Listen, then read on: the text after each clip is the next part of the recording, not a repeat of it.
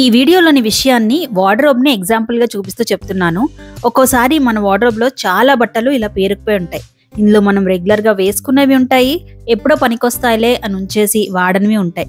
మనం వాడనివి తీసేసి వార్డ్రోబ్ నీట్‌గా ఆర్గనైజ్ చేసుకోకపోతే రెగ్యులర్‌గా వాడే బట్టలు టైంకి కనిపించవు. కొత్త బట్టలు కొంటే పెట్టడానికి ప్లేస్ ఉండదు. మన వార్డ్రోబ్ అసలు ఉపయోగపడేలానే ఉండదు. మరప్పుడు ఏం చేయాలి? తరచుగా వార్డ్రోబ్‌ని క్లియర్ చేసి నీట్‌గా ఆర్గనైజ్ చేసుకోవాలి. ఇది నిజంగా నాకు అవసరమా, వేసుకుంటానా అని ప్రశ్నించుకొని అవసరం లేని వాటిని కాన్ఫిడెంట్‌గా తీసేయాలి. దీన్ని ఒక రొటీన్‌గా ఫాలో అవ్వాలి. అదే విధంగా మన లైఫ్ కూడా. మన టైం, ఎనర్జీ, మైండ్ ఈ వార్డ్రోబ్‌లోని స్పేస్ లాంటివి. అనవసరమైన పనులు, బాధ్యతలు, రిలేషన్షిప్స్, ఎక్స్పెక్టేషన్స్ మనం వాడని బట్టల లాంటివి. అనవసరమైనవి క్లియర్ చేయకుండా అలానే ఉంచేస్తే మనకి బాగా ముఖ్యమైనవి అంటే మన హెల్త్, మన ఫ్యామిలీ, పర్సనల్ గోల్స్, ప్రశాంతత వీటికి చోటు ఉండదు. సో ఎప్పటికప్పుడు మనం లైఫ్లో అనవసరమైనవి తీసేసి ఇంపార్టెంట్ విషయాల మీద ఫోకస్ చేసుకోవాలి. ఎసెన్షియలిజం అనే బుక్ చెప్తుంది ఇదే. ఎసెన్షియలిజం అంటే మన టైం, ఎనర్జీ, ఫోకస్ని ముఖ్యమైన విషయాల మీద పెట్టడం. ఎక్కువ పనులు కాదు, సరైన పనులు చేయడం. ఈ బుక్లోని కొన్ని ఇంపార్టెంట్ విషయాలు మాట్లాడుకుంటూ మనం లైఫ్లో ఇంపార్టెంట్ విషయాల మీద ఫోకస్ పెట్టేలా మన రొటీన్ ఎలా సెట్ చేసుకోవాలి అనేది ఈ వీడియోలో చూసేద్దాం. నా డైలీ రొటీన్ ఎలా సెట్ చేసుకుంటున్నాను అనేది కూడా షేర్ చేస్తున్నాను. మీకంటూ ఒక మంచి ఉపయోగపడే రొటీన్ని, ముఖ్యమైన విషయాల మీద ఫోకస్ చేసే ఒక మైండ్ సెట్ని డెవలప్ చేసుకోవడానికి ఈ వీడియో చాలా హెల్ప్ అవుతుంది. వీడియోని మిస్ కాకుండా లాస్ట్ వరకు చూడండి. వీడియో చివరిలో మంచి ఆలోచన కూడా ఉంటుంది. అందరికీ నమస్కారం. నేను మీ స్వప్న. జీవితమస్తు ఛానల్కు స్వాగతం.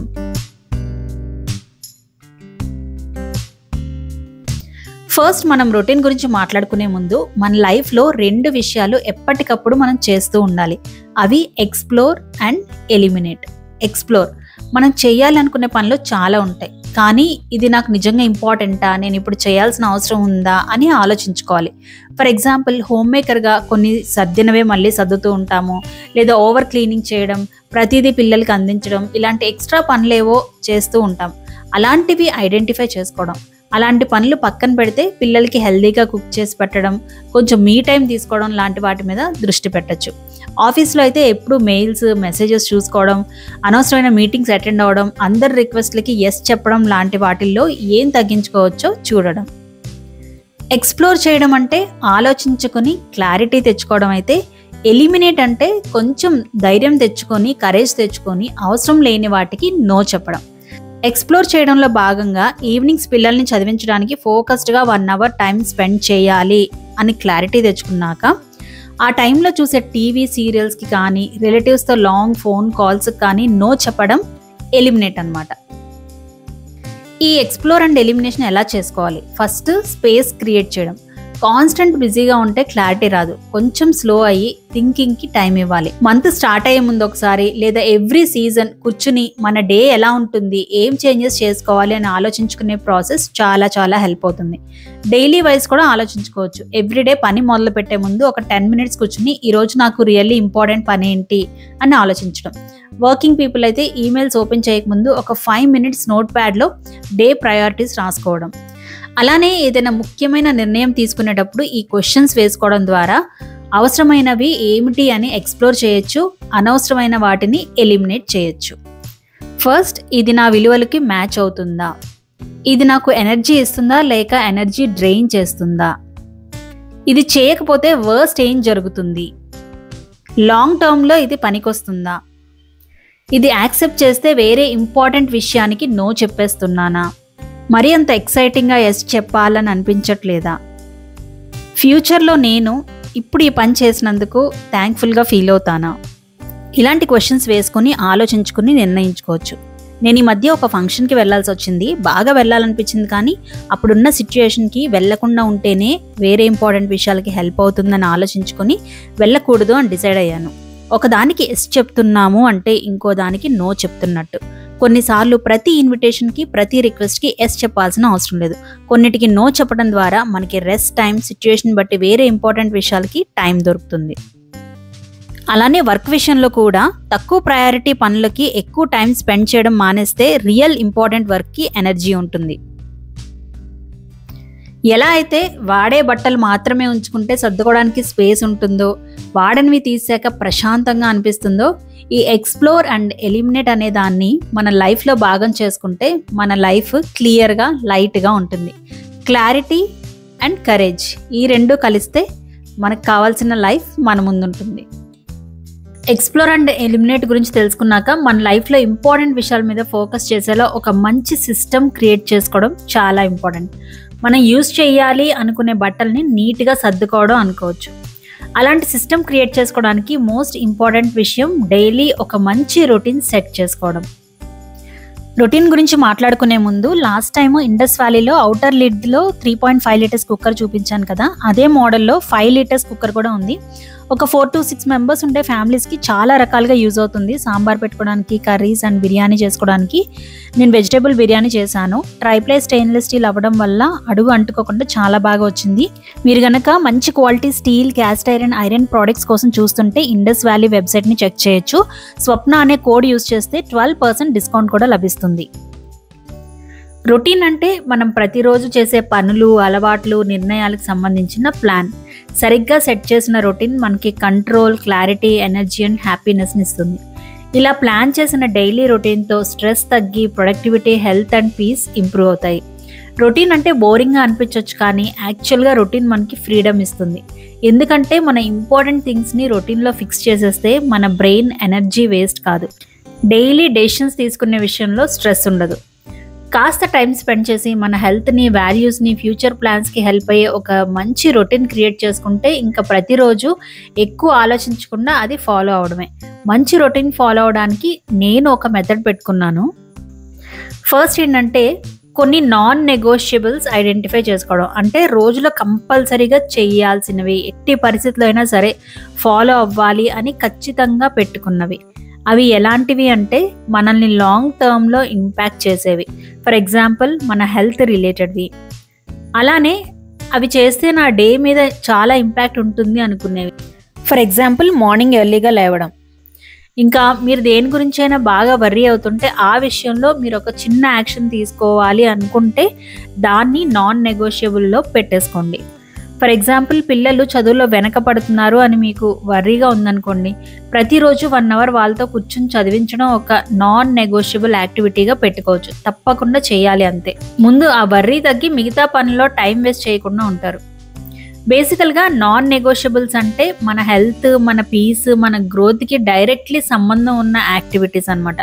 ఇవి స్కిప్ చేసినా ఇమీడియట్గా ప్రాబ్లం రాకపోయినా లాంగ్ టర్మ్లో చాలా ఇంపాక్ట్ ఉంటుంది. Next daily habits. Daily habits అంటే స్మాల్ రెగ్యులర్ యాక్టివిటీస్. ఇవి పెద్ద ఇంపాక్ట్ కంటే స్మూత్ ఫ్లో ఆఫ్ లైఫ్ కోసం సపోర్ట్ చేస్తాయి. రొటీన్లో యాడ్ చేస్తే మన డే ఈజీ అండ్ ఆర్గనైజ్డ్గా ఉంటుంది.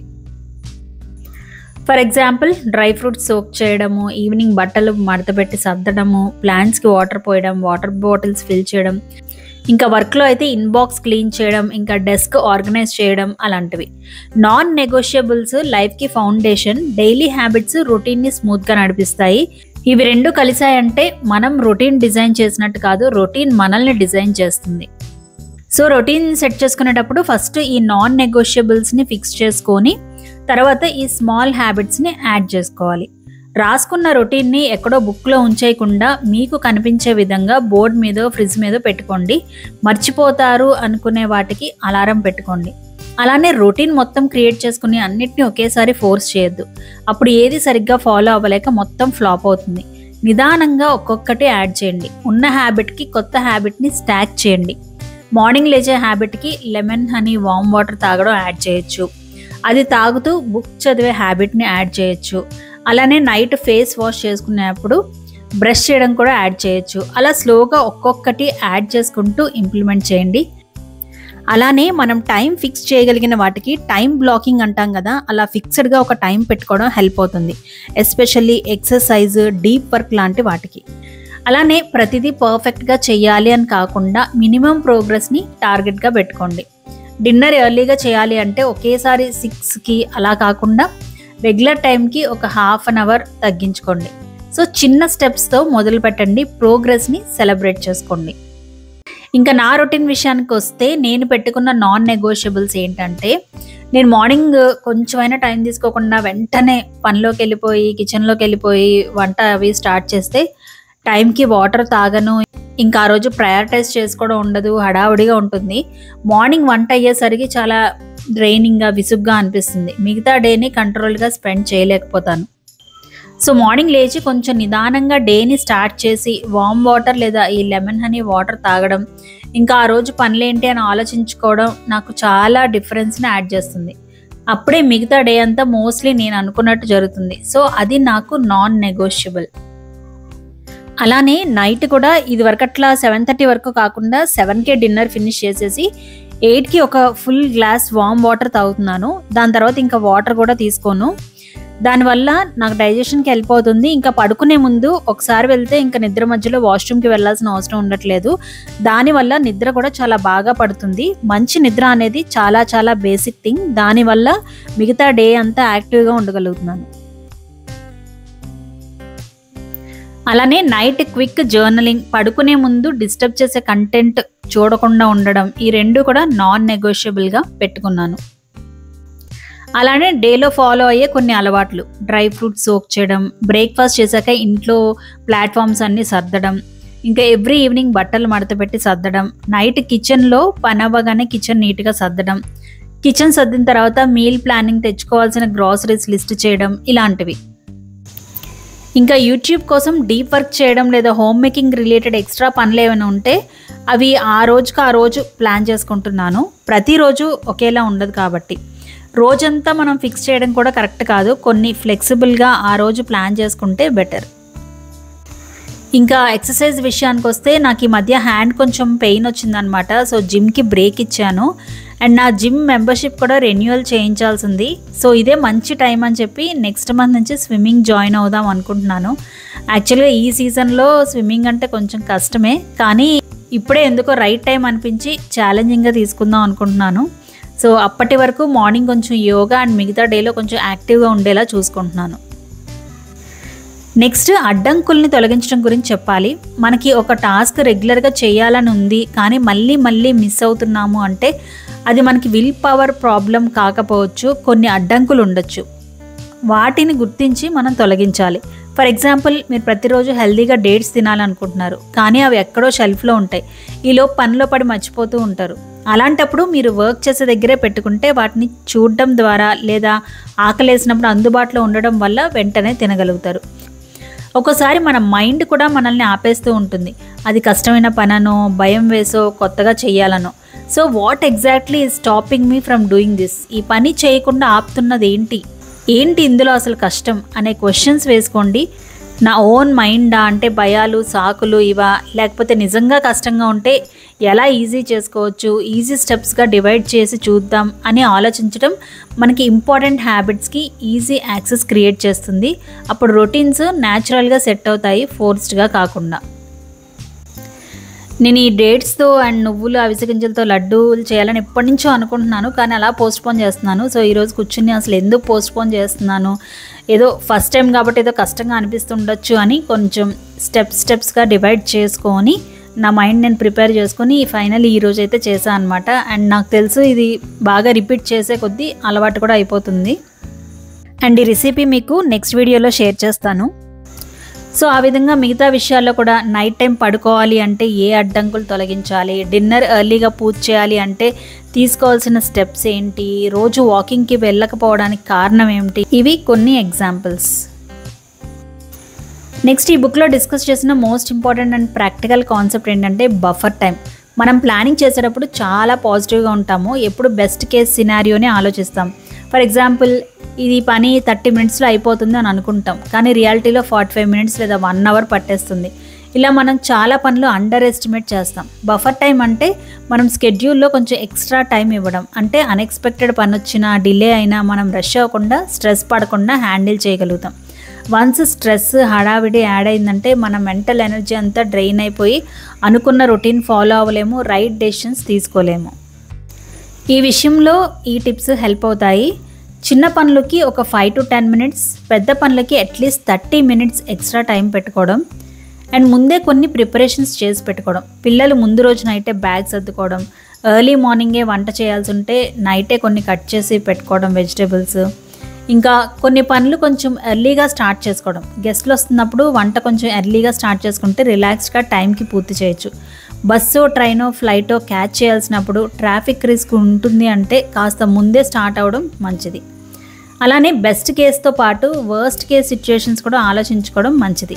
బఫర్ టైం అంటే టైంని వేస్ట్ చేయడం కాదు, ఇది మన లైఫ్లో సేఫ్టీ కుషన్ లాంటిది. ఏమైనా డిలేస్ ఉన్నా మన డే మొత్తం కొలాప్స్ అయిపోకుండా హెల్ప్ చేస్తుంది. సో అవండి నేను షేర్ చేయాలనుకున్న విషయాలు. మన లైఫ్లో రకరకాల ఫేజెస్ ఉంటాయి, సీజన్స్ ఉంటాయి. మన లైఫ్లో మన మైండ్లో అనవసరమైన విషయాలు పేరుకుపోతూ ఉంటాయి. సో అప్పుడప్పుడు ఇలా ఆలోచించుకొని సీజన్ ప్రకారం మన రొటీన్ని సెట్ చేసుకుంటే మన రైట్ డైరెక్షన్లో ముందుకు వెళ్ళగలుగుతాం. ఈ ఇయర్లో ఈ మంత్తో 3 quarters అయిపోతున్నాయి. ఇంకా ఒక క్వార్టర్ మాత్రమే ఉంది, అంటే 3 months మాత్రమే ఉంటాయి. సో ఇంక ఇయర్ అయిపోయింది, ఇంకా నెక్స్ట్ ఇయర్ చూసుకుందాం అని అనుకోకుండా ఈ 3 monthsని ఎంత బాగా యూటిలైజ్ చేసుకోవచ్చో ఆలోచించండి. అట్లీస్ట్ ఒక హ్యాబిట్ని ఈ 3 monthsలో బాగా అలవాటు చేసుకునేలాగా చూడండి. అండ్ అదేంటో కామెంట్స్లో చెప్పండి. అలానే ఈ వీడియో ఎలా అనిపించింది, మీకు ఏ పాయింట్ బాగా నచ్చిందో కూడా చెప్పండి. ఇంకా వీడియో నచ్చితే లైక్ చేయండి, బాగా నచ్చితే హైప్ చేయండి. మీ లవ్ అండ్ సపోర్టే నాకు మోటివేషన్. ఎవరికైనా హెల్ప్ అవుతుంది అనిపిస్తే తప్పకుండా షేర్ చేయండి. మరిన్ని మంచి వీడియోస్ కోసం ఛానల్కి సబ్స్క్రైబ్ చేసుకోండి. ఇప్పుడైతే మంచి ఆలోచన చూసేద్దాం. నీ అలవాట్లు బాగుంటే నీ రోజులు బాగుంటాయి, నీ రోజులు బాగుంటే నీ జీవితం బాగుంటుంది. సో అదండి ఈ వీడియో. మరొక మంచి వీడియోతో మీ ముందుకు వస్తాను. అప్పటి వరకు జీవితమస్తు.